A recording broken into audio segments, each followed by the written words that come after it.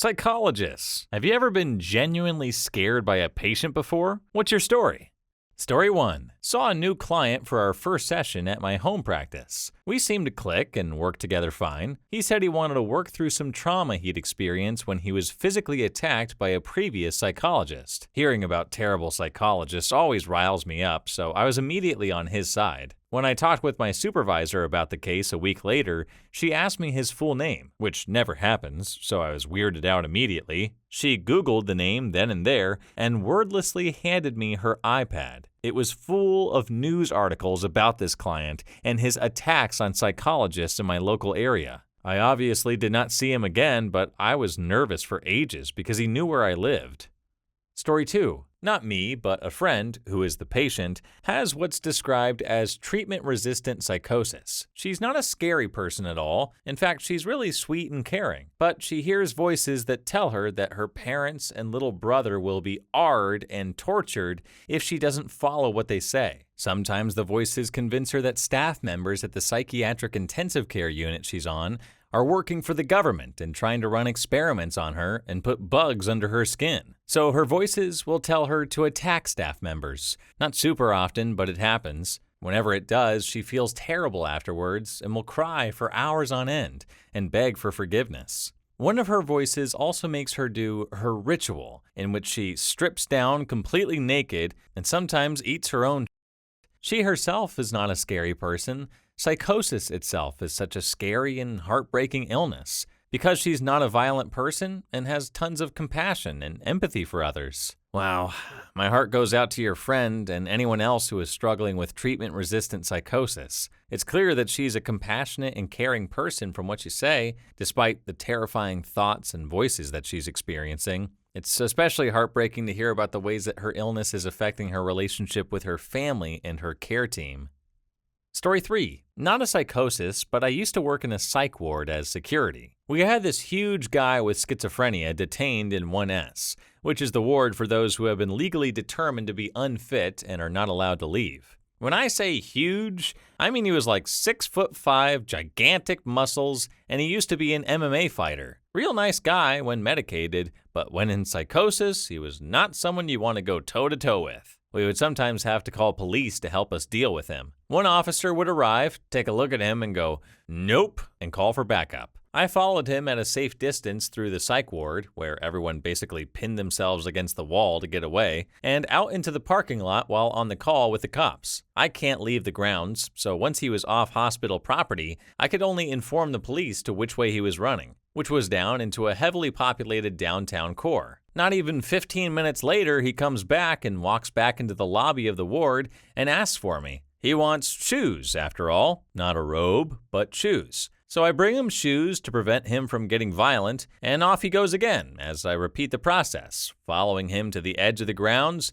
and calling the cops. Cops bring him back and put him into his secure room. However, once he is in there, they are not allowed to restrain past a certain point. So the whole security team assembles, which is me and about 5 men. They decide I'm to hold a leg, as I'm small and legs are easier to restrain. So we go into the room in a triangle formation with me as the last to enter. He must have missed when I came in the door because he started screaming that I was a shapeshifter and freaking out. Fast forward maybe 2 years later, I'm no longer security or live in the town, but I went for a metal show. I joked to friends that I was worried someone I had dealt with in the hospital might recognize me and have bad memories. Lo and behold, there is MMA fighter taking shots at the bar. Now, I know that he shouldn't be drinking with his meds, but hey, it's been 2 years and I don't know anything about his current health status, so whatever. I still tried to avoid him in case he remembered my shape-shifting. At one point, our lines to the bar coincided, and I ended up standing next to him. He looked up at me, looked down, and then looked back up and stared hard. I could tell he recognized me, but I could also tell that he was trying to figure out from where. The entire night, I could see him lingering around me, staring with this befuddled expression on his face. I was really hoping this was going to have a wholesome ending where he said hello and explained he was in a much better place. Well, at least it didn't have a bad ending.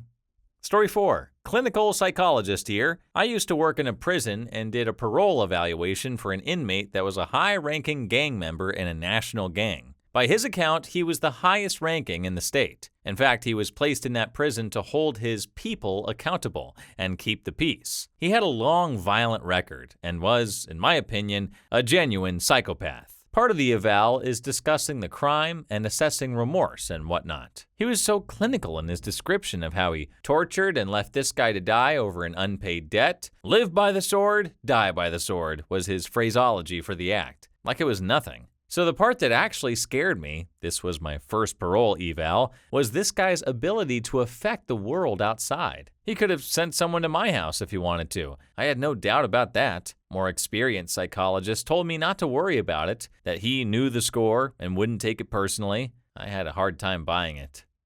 Story 5. Therapist in training, and my tutor, who is a trauma specialist, tells some horror stories. The one that stood out for this question was a guy in his mid-40s who had lived most of his life with extreme paranoia that his parents were sending people to get information from him to blackmail him with. This guy was extremely unstable and was legally obligated to go to therapy after committing some petty theft because he believed his parents were tracking his money. Anyway, he'd been going for about 6 weeks, and he began to talk about a plan for the future. He was kind of vague, but said he had worked out a way to break free from his childhood and move forward. My tutor was apprehensive, but hopeful. He had been making good progress in the previous sessions. Fast forward a week, and this guy is back again. He's noticeably agitated and carrying a large sports bag. My tutor remarks that she's pleased to see him and likes his new bag. He breaks down and confesses that he has a machete in the bag and had planned to off everyone from his old life, starting with his therapist, so he could be free from his past.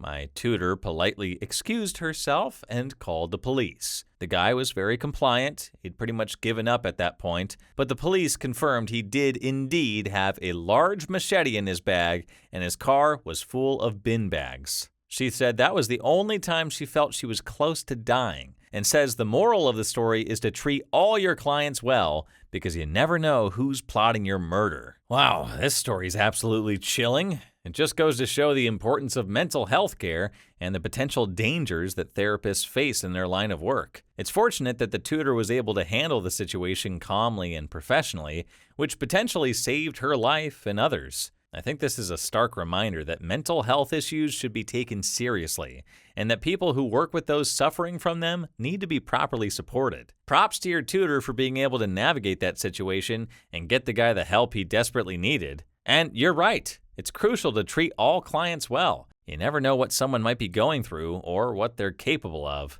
Stay safe out there. Story 6. I had a client years ago who had recently gotten out of prison for assaulting a police officer pretty badly. The client had a volatile temper and lived in a violent family growing up. The client never got angry with me personally. However, when talking about their family and other people in their life, the client would get so worked up with anger that I sometimes wondered if I was safe. I started pretending to be on emergency call duty in the clinic where I worked so that I had an excuse to carry a walkie-talkie with me during our sessions. Shortly after I began doing that, I terminated the therapeutic relationship and referred the client for a completely different type of treatment than what I provided. The last I heard, the new treatment method was helping the client. Story 7. Not a psychologist, but saw a breakdown in my ex that scared me senseless. He had just started meds, and the meds reacted horribly with him for whatever reason. He mostly had hallucinations, but sometimes he'd black out and do activities and not remember them. He would call me screaming at 3 a.m., and he didn't remember a second of it, any of it. He had hallucinations before, but they got increasingly dangerous with these meds. In particular, I think of one instance. While on the phone during an episode, he said, "I boiled some water." I asked why, as it was 3 a.m., and he replied eerily calmly, "They told me I have to stick my hand in here." It was absolutely terrifying. I finally begged him to go to a hospital that following morning to ask for a medication change, and he begrudgingly obliged. While he was there, he started throwing up and had to get his stomach pumped. Turns out, in one of his blackouts, he swallowed his entire bottle of medication. Oh my goodness, that sounds like a truly harrowing experience for both you and your ex. It's really alarming how some medications can have such drastic side effects on certain individuals. I can only imagine how terrifying it must have been to hear him say that they told him to put his hand in boiling water. I hope your ex eventually found a more suitable medication and is doing better now. Stay strong, and thanks for sharing your story. It might help someone else going through a similar situation.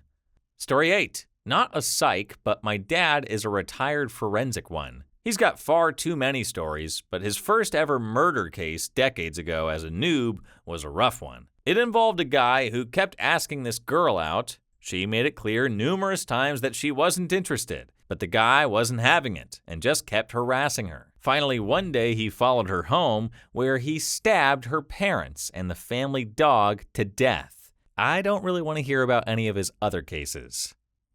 Story 9.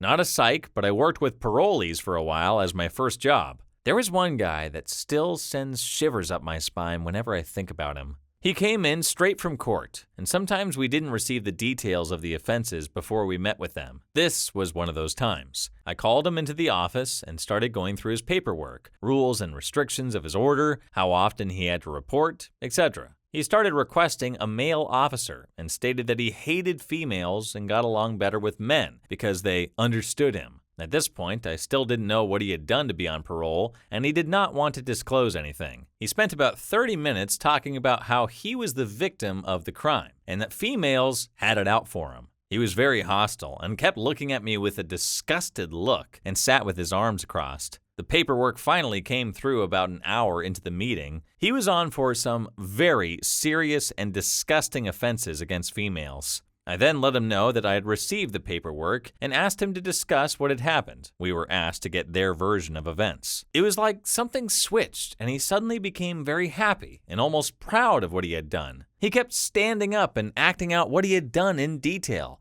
while smiling the whole time and asking me what I thought of it all. Without going into detail about his offenses, it was very graphic and hard to hear. And the fact that he appeared to be so proud of it was just chilling. He also kept asking whether I thought he was the victim of the crime, and at one point asked me if I had any contact numbers for victim compensation for himself. Towards the end of the meeting, he was trying to charm me and kept asking me what time I was finishing work and whether I was parked nearby. I left with a group of my colleagues that day. He ended up back in jail about a month later. And while I am all for rehabilitation of offenders, I sincerely hope he stays in there. Reading this story too genuinely gave me the chills. It's kind of terrifying to think that there are people out there who not only commit such heinous acts, but also then take pride in them. Your experience highlights the challenges faced by those working with parolees, as well as the importance of being cautious and vigilant in such situations. I commend you for handling the meeting professionally despite the disturbing circumstances. The fact that he tried to charm you and asked about your work schedule is incredibly unsettling, and I'm glad you took precautions by leaving with your colleagues that day. It's honestly a relief to hear that he ended up back in jail shortly after.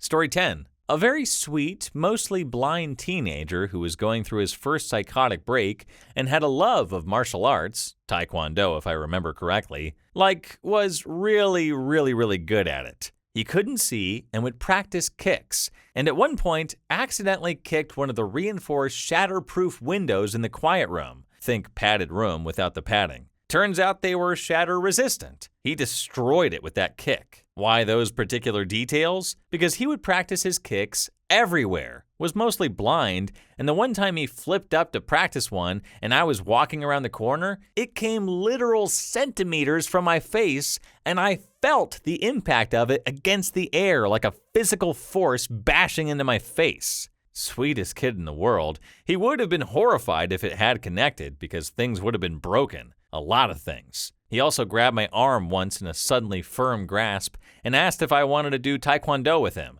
No, I did not.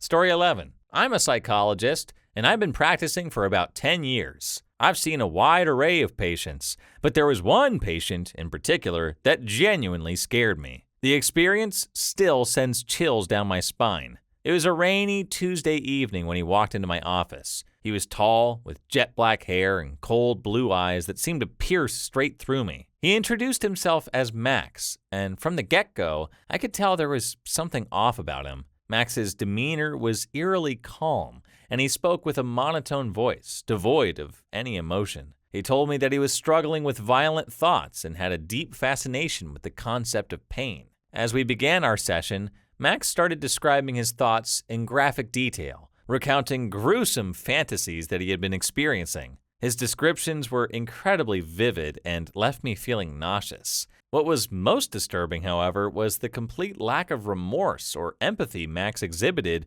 when discussing his thoughts. As the sessions progressed, Max began to open up about his past. He recounted a childhood filled with isolation and a deep sense of not belonging. Max's fascination with pain seemed to be rooted in his need to feel something and make sense of his emotions. However, his fascination with violence was beginning to leak into his daily life, and he was starting to fear the consequences. One day, Max arrived at our session with a chilling smile. He told me that he had finally found a way to satisfy his urges without harming anyone. He described in vivid detail how he had constructed a realistic simulation where he could act out his violent fantasies without any real-life consequences. While I was relieved that he had found an alternative outlet, I couldn't help but feel a deep sense of dread. That was the last session I had with Max. I contacted the authorities to report my concerns, but they were unable to find any evidence to warrant further action.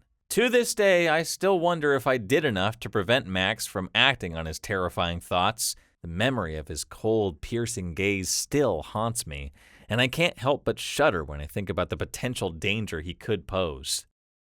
Story 12. As a psychologist with several years of experience under my belt, I've encountered a diverse range of patients, each with their own unique stories. Yet there was one particular patient who shook me to my core and made me question the very essence of human nature. Her name was Lily, a seemingly ordinary woman in her mid-30s with an unassuming demeanor. On the surface, she appeared to be a typical patient struggling with anxiety and depression. However, as our sessions progressed, I realized that there was a hidden darkness lurking beneath her facade. Lily had been suffering from haunting nightmares that left her paralyzed with fear. These dreams were so vivid and intense that she often found it difficult to distinguish them from reality. In her nightmares, she saw herself committing unspeakable acts of violence against her loved ones, and the guilt was eating her alive. As I worked with Lily to unravel the source of her distress, she revealed a dark family secret that had plagued her since childhood. Her great-grandmother had been a notorious serial killer